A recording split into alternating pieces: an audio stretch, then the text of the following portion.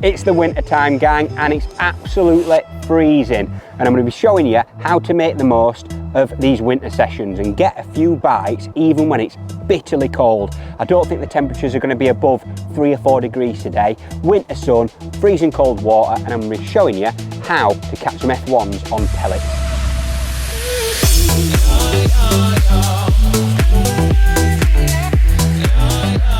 Right then, let's get going because my hands are going to drop off if I don't start moving them about. We're at a place called Firswood Fishery. It's near Liverpool, and I've been informed by my good friend Christian Jones that this place is full of F1s. And I personally like to get bites in the winter months. I hate just sitting there looking at a motionless float. There's nothing worse, especially when the temperatures are so low, like I've already said.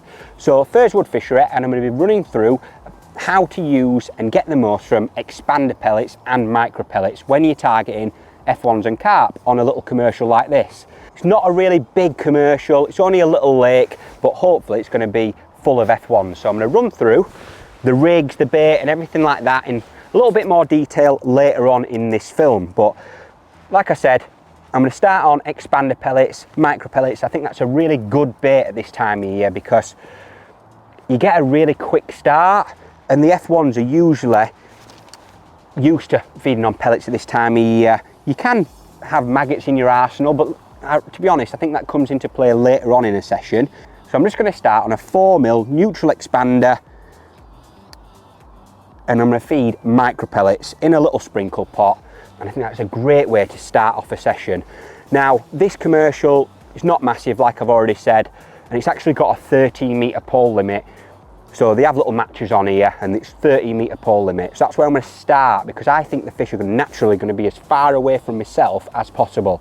Now, the noise and commotion on the bank, fish back off. So don't just start a session in the winter months close in here because you just don't, I don't think you're going to get bites as regular as you will further away from yourself. You could maybe finish your session close in, but I'm going to start at that full 13-metre length, and I'm going to give you a little tips about if you are fishing a commercial that doesn't have a pole limit, make sure you've got a few pole sections behind you because the fish will naturally back off. But let's get going. I've got a little pole rig on here. I've literally got a 0.4 of a gram rig. I'm going to run into detail later on about that. I don't want to waffle too much. I want to start the session. So I'm going to start 13 metres, and all I've got is a little small little guru pot with a sprinkle lid on, and I'm going to show you the importance of that sprinkle lid in a little while. But I'm going to get going, and all I've done, hooked that expander pellet on a 16 hook, and I'm going to ship her out because I'm hopefully going to get off to a good start on these micro pellets and expander attack. Now you might be thinking, why would you start on pellets rather than say bread or corn or anything like that?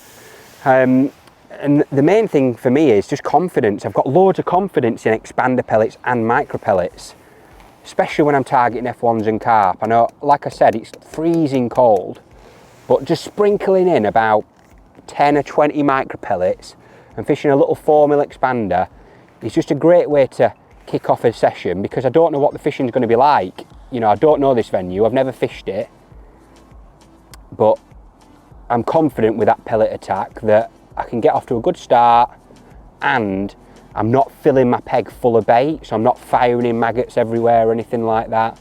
I've literally, all I've fed is about 20 micro pellets there, and I'm setting a little trap. I've got my float dotted right down as well. Oh, that were an indication straight away. That's a good sign. But that's what pellets can give you. They can give you a brilliant start, as in they're just so instant bait, as in the fish respond to them so quickly, whereas I think other baits, they take a little while for them to get going. If I was fishing a venue that was, say, a little bit bigger or anything like that, I'd potentially start a little bit further away from myself, maybe 14 metres, but I quite like the idea of starting at 30 metres because it gives me somewhere to go.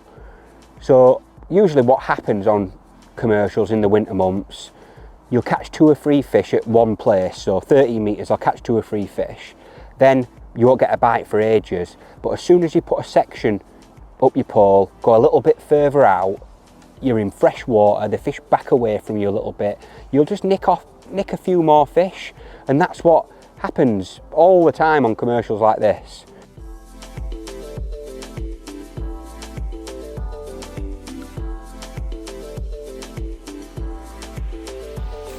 So I don't know if you saw that then from that bite, but as soon as I've hooked that fish there, lovely little dink, he went dink.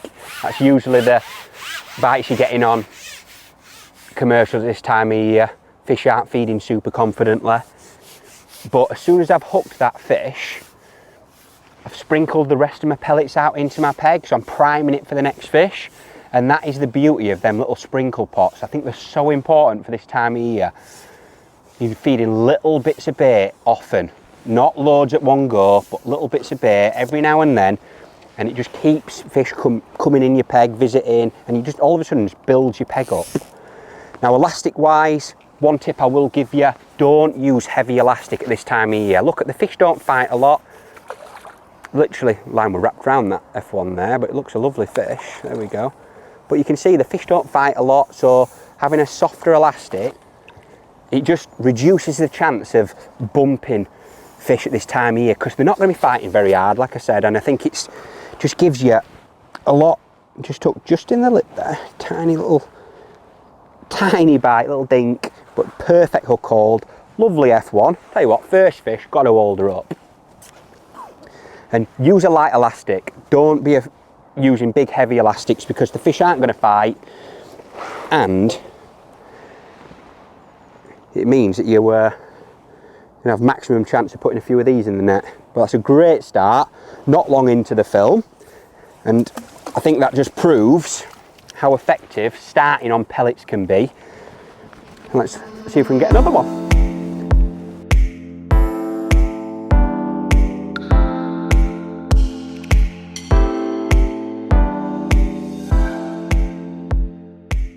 So great start. Now we're going back into the next chuck, and I'm going to quickly show you a few tips about hooking expander pellets and getting your expander pellets right in the first place. One tip I'll give you, do your expanders the night before, and I don't personally like to pump my expanders because I think they become a little bit soft and they come off, especially when you're shipping out and stuff like that. All I'll do is I'll get some expander pellets, some 4mm, I've got some 6mm in here as well. The night before my fishing session, I'll literally cover them with water, just a little bit of water, and leave them in a fridge overnight, and you'll be left with the perfect expander pellet. Not too soft as in it's mushy or anything like that, they're still quite firm, but all I'll do is I've got a little clip-clop tub, I'll empty a few out into a little tub, and then I'll get my expander pellet and I'll hook it just like normal. You might have seen him on many films before, but I'll hook it through the barrel, which is the rounder side, not the flat side. And I'll just spin my hook right round so it's hooked all through that barrel. And then I've got a little tub of water next to me, and I'll just test to see if the expander's sinking. That's absolutely perfect. My hook, which is a 16 F1 pellet, sinks that expander absolutely brilliantly. And I like the fact it's quite buoyant, so it's not too heavy as well. But sometimes if you pump your expander pellet, I think it's just a bit heavier. And all I've done, I filled my little small guru pot on, and with some micro pellets. They're actually a sample pellet that we're testing at the minute. We're going to be bringing out next year. They are brilliant. I think they work absolutely perfectly on commercials. I know skimmers in particular absolutely love them as well, and F1s and carp. All I'm going to do, ship her out, and I'm going to repeat the process, and you'll follow me through this now. I'm going to go right to the edge of my elbow.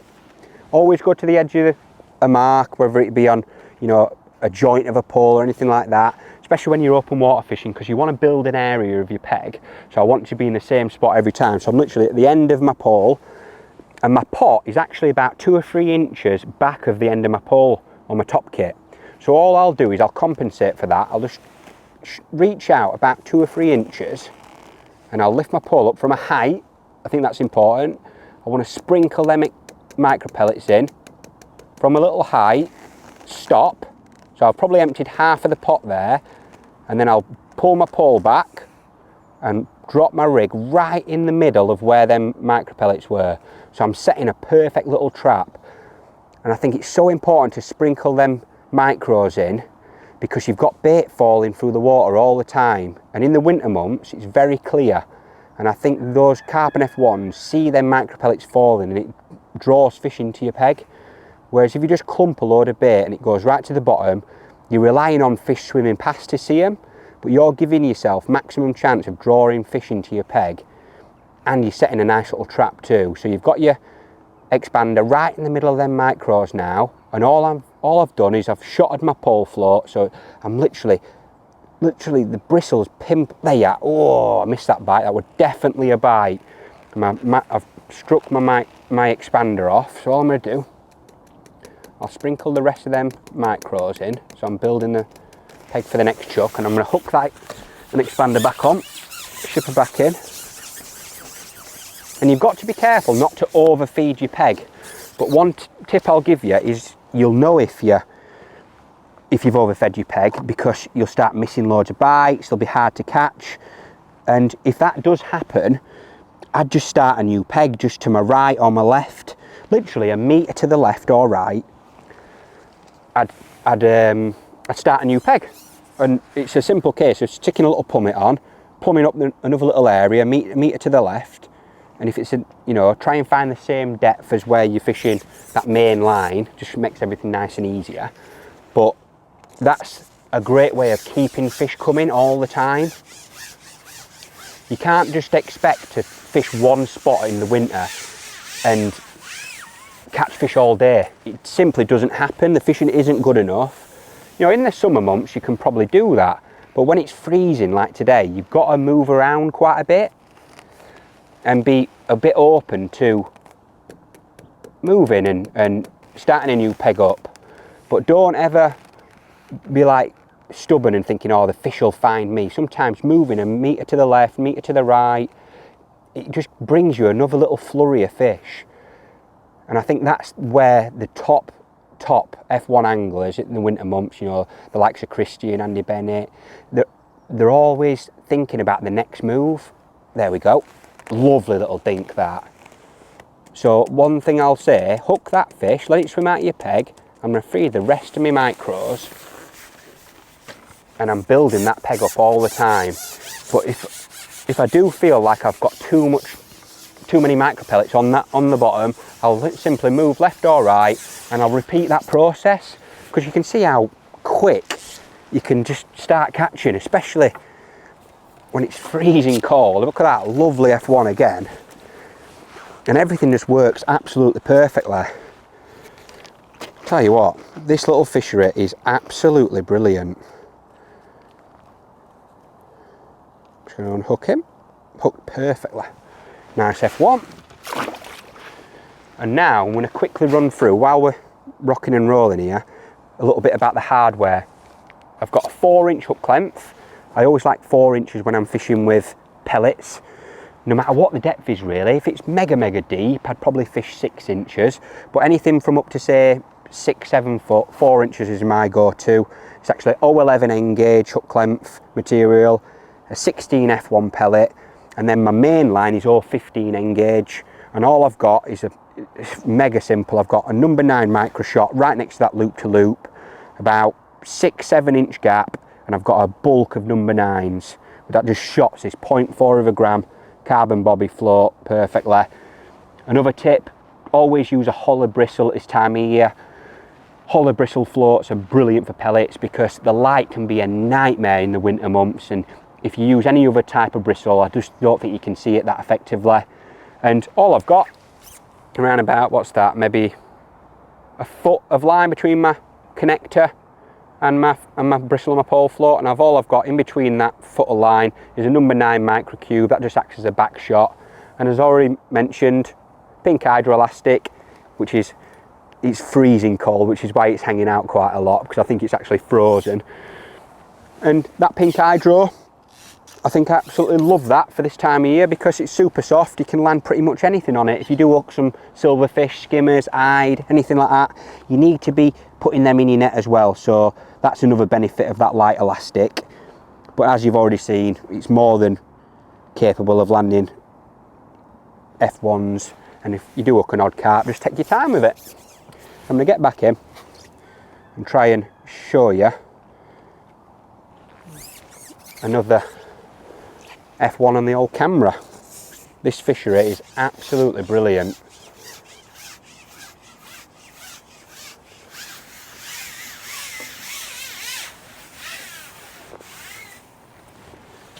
I'm going to ship it back out, get to the edge of my elbow. Like I've said, I've got my far bank marker, which is actually a pole.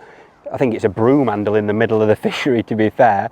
That's my marker. So I'm going to reach out 2 or 3 inches, like I said, sprinkle them micros in, not all of them. Leave about half in your pole pot, and that gives you another feed then. So if you do sit there and you don't get a bite, you've got another feed up your sleeve. So it's basically another way of loose feeding, so you've got another chance of drawing more fish into your peg.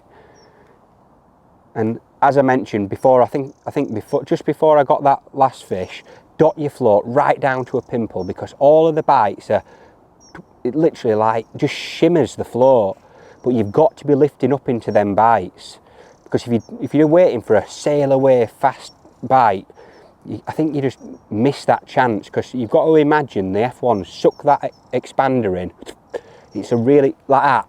Oh, I struck my pellet off again there. Terrible. I'm going to feed the rest of them micros. Tell you what, you don't half feed, it seems like loads. But there's a lot of fish there, which is great. But I'm just going to put another 4mm expander on. Fill my little pot up, and hopefully we're into another F1. But the bites are literally little shimmers on the pole float. You've got to lift up into them, because you'll just miss your chance.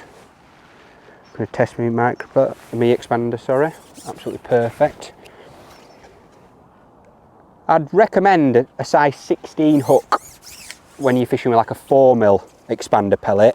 If you're going in fishing with a 6mm expander pellet, probably step that up to a 14 F1 pellet, just because it balances nicely in terms of the weight of the hook to the pellet.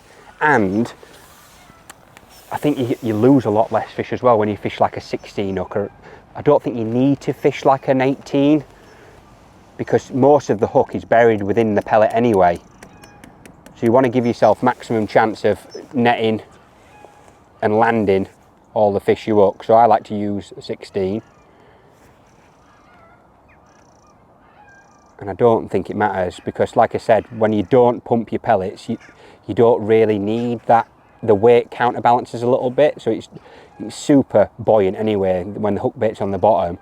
So if a fish is anywhere near the hook bait and sucks it in, it'll just fly straight into its mouth. So you'll see on camera there, that back shot just above the surface of the water. I just like it there like that. Keep my rig nice and stable. Personally, I'm not a massive fan of lifting and dropping. It's never really worked that well for me in the past. If I was going to try and create something and make something happen, I'd rather feed again with that sprinkle pot. Whereas I think sometimes if you lift and drop, I think you're probably giving yourself, I think you just kind of spook fish potentially. Must be quite a soft bottom, because I'm getting quite a few blows near my float.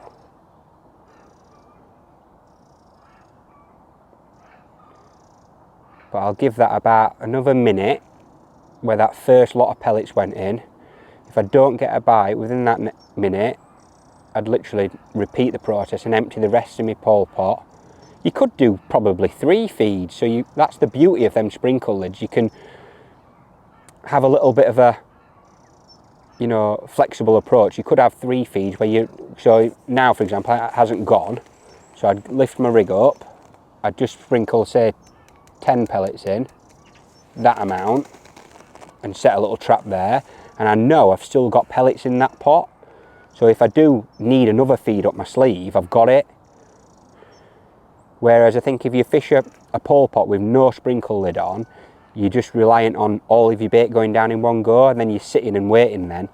Whereas I think F1's in particular, when the water is clear, they're watching bait go through all the time, and you're going to be drawing fish in from a you know, a wider area. But I love this fishing at this time of year where you're fishing with, you know, little dinks and you're whacking into an F1, it's great. So to summarise a few of the things that I've been talking about today, I really think it's important if you are starting a session on a venue that you don't really know or anything like that, or a little commercial just like this, pellets is always my go-to option in terms of bait.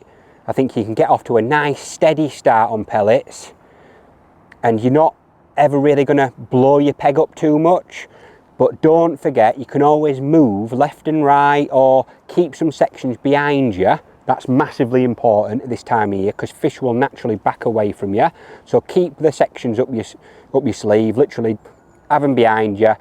Make sure you plumb up again, just create another little perfect trap. Make sure your float's just at the bottom of the body of the pole float, that's where I'll plumb up to. And starting on expanders is, you know, I think important, especially when it is bitterly cold, it's super clear and you don't want to put too much bait in your peg.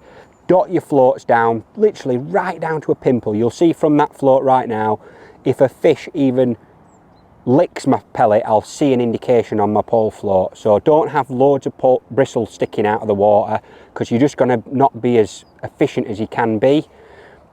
That back shot, I think that's really important. Ooh, that looks like a big liner then. When I get her back in, get that back shot on your rig, keeps your rig right over where you've fed the pellets. And another thing, get that sprinkle lid on. I think it's so important that you've got bait going through your peg regular. Like the sprinkle lid just gives you an option of having 2 or 3 feeds in one ship out. So I'm going to get my lid back on. And all I'm going to do is I'm going to 3/4 fill that pot, put the lid back on, and it gives you a little bit more options really in terms of feeding. You can put 10 or 20 in, leave it for like a minute, because in my opinion I think you get most of your bites as your pellets are sprinkling just about hitting the bottom. The fish see them come in, your expanders right there in the middle of them, they suck it in, and that gives yourself the best chance of setting a nice little trap. I don't think there's any place, in my opinion, I don't think there's much scope in just sitting there waiting 10-15 minutes. When you are fishing for F1s, it's quite an instant reaction, so the fish will come into your peg and you'll know straight away if you're on the right bait or the right line, because you'll get, you know, indications on your float. And I think having 2 or 3 feeds in that sprinkle pot is a big edge. So get on the sprinkle pot lid, keep that up your sleeve. Another key thing is, and I think it's absolutely massive, and the most important thing for me when it is this cold and you're just looking for a few bites, is scaling your tackle down. You've got to scale things down, your hook sizes, use lighter hooks that don't weigh as heavy, use thinner lines. That 0.11 hook length is so important. Don't be using thick, heavy hook lengths. Your mainline, even scale that down, and use as light a float as possible just to create as little resistance as you can. Elastic, use a light elastic, because that'll definitely mean you'll bump less fish and put more fish in your net. So scale things down when it is this cold. And use lighter elastics than you would usually use in the spring and summer, because it just means you're going to bump less fish and put more fish in your net. I think scaling down is super important.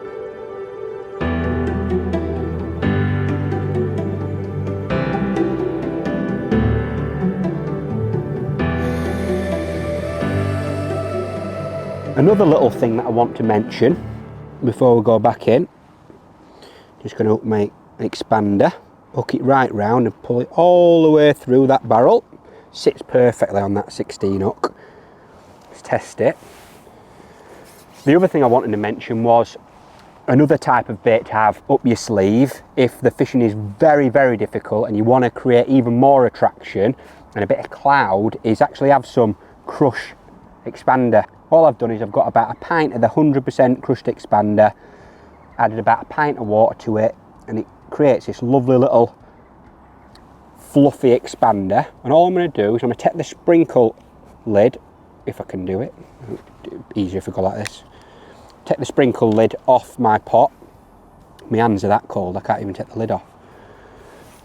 And what I'd probably look to do is just about 20 or 30 micro pellets, and then just cap the pole pot off with a little bit of expander, just like that. And all you'll do then is still have a little bit of micro pellets going to the bottom, but you'll create a lovely cloud going through the water. And when it is mega clear like this, that bit of cloud will just draw a few more fish into your peg. So I'm going to give it a go now. I mean, the fishing is brilliant, to be honest, at this time of year. It's a biter chuck, and I wouldn't usually look to do this because I don't want ground bait in my peg if I can help it, because they're quite tricky to catch when you have too much ground bait in your peg.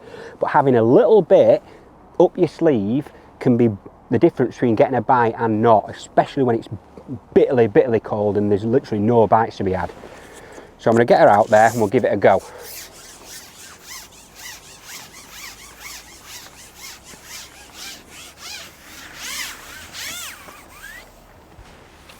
Now this time, when I am feeding some expander like this, all I'll do is reach out about 2 or 3 inches to compensate for that gap between the pot and the end of my pole tip, and I'll put the pole pot on the surface of the water, just give it a little bang. And what that'll do, create a lovely little column of ground bait going through the water. Oh, straight in on it. I couldn't have written that any better. I might get on the old crushed expander a bit more. Nearly wiped out John's camera there. Sorry, John. But the fishing here is an absolute joke.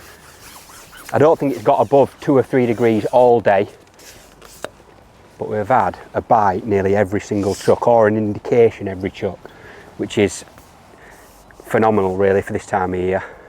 Lovely little fishery, and one I'll definitely be coming back to. Come on, F1E. Look at that, beautiful. Cracking. Lovely F1's. Everyone's perfectly hooked. We'll get her back in.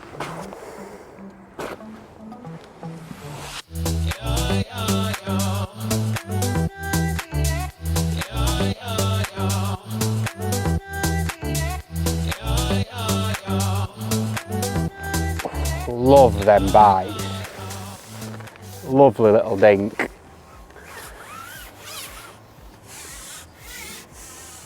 Make sure when you do hook your fish, keep your pole nice and low, back on your roller. Don't rush anything at this time of year. And that's the beauty of having that soft elastic in a puller at the side of you. So if you do hook a bigger fish, you can just literally strip a bit out. But I love just getting bites from these F1's at this time of year. Look at that. Oh, terrible bit of netting. Wool Raisin will not be proud of me right there. And look at that. It's mega. They're all like little blocks of ice. Absolutely freezing, but it's very rewarding. Getting a few bites when it is this cold. Most people are sat at home on the sofa thinking, oh, can't wait for it to get warm, but there's still lots of bites to be had. Whoa, little flippery one. Still loads of bites to be had.